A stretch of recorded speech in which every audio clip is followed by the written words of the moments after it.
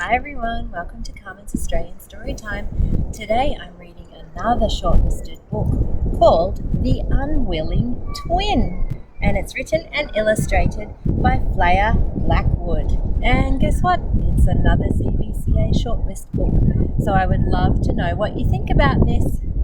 Let's see what the blurb tells us. Jules and George are the same in every way. It is quite impossible to tell them apart. Like all twins, Jules and George do everything together. But after a long day at the beach, even twins sometimes disagree. Not sure why there's a pig at the beach yet, are you? Never seen one of those on the beach.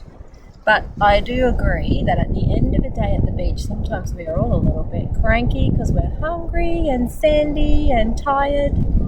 Let's see what this book has to tell us. Oh, I like all the beach umbrellas. Definitely not happening today because it's cold and windy down the beach today.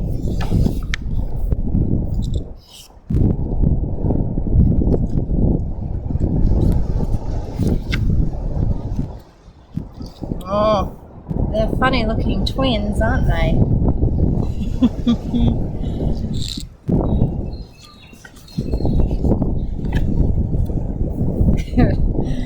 This is the story of Jules and her identical twin, George. Identical means they are exactly the same, but I think you will find there are some big differences here. Jules and George are the same in every way. It is quite impossible to tell them apart. I don't think so. Like all twins, Jules and George do everything together. After they get up in the morning and do their yoga, they put on matching jumpsuits and eat a matching breakfast. Now, I know lots of twins and lots of identical twins, and I'm pretty sure these are not identical twins.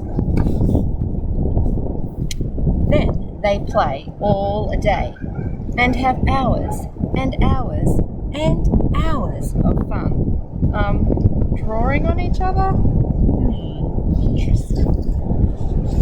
Lovely illustrations. Sometimes in summer, Jules and George go to the beach. They pack matching swimmers, sunglasses, and hats.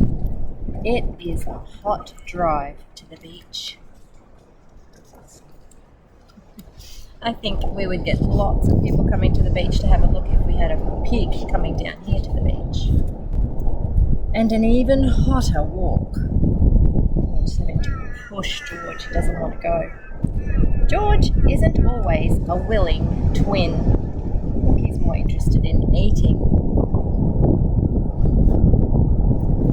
There is so much for twins to do at the beach. They collect shells, go snorkeling, watch seagulls, and jump waves. Nobody's jumping waves today, it's way too cold. Maybe a few paddle waters. George doesn't like waves. I don't think I've ever seen a pig in the ocean. I think I would like the salty water. George likes sand. He sniffs, snuffles and scratches until he's completely covered, and then he sleeps.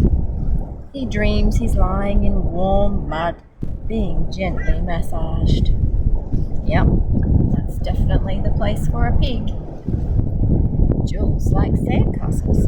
She shovels, shapes and smooths until it's completely splendid. She imagines she lives in the tallest turret. A turret is the top part of a castle. George would live there too, of course. I don't know if that's a place for a pig. But where is George? George! Oh no, where did she build her sandcastle? Right on top of George! Oh dear. What do you think's going to happen? I think I would be a little bit upset after all the time and effort she's put into it. Ah, there's George. When George wakes up, he's ready to play.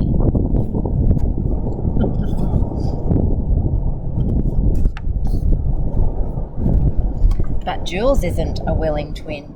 Like all twins, Jules and George occasionally disagree. I know, two twins that sometimes disagree. Can't always be the same, can you?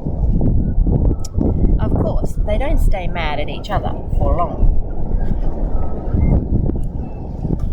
After a day at the beach, Jules and George always get matching ice creams. What flavour do you think they like? Looks like they've gone for vanilla. What's your favourite? I know a little girl who likes peanut butter ice cream. George, says Jules, there is only one thing that's different about us. I don't know about that, Jules. What do you reckon? I think there's quite a few things that are different. But I know they both like ice cream. Sometimes you're an absolute pig. Well, she definitely is, isn't she? Thank you for joining me on Carmen's Australian Storytime. What did you think of that one? What would you give that one out of 10? I reckon it was pretty good. And I love that the pig was a twin, an identical twin. Not so sure.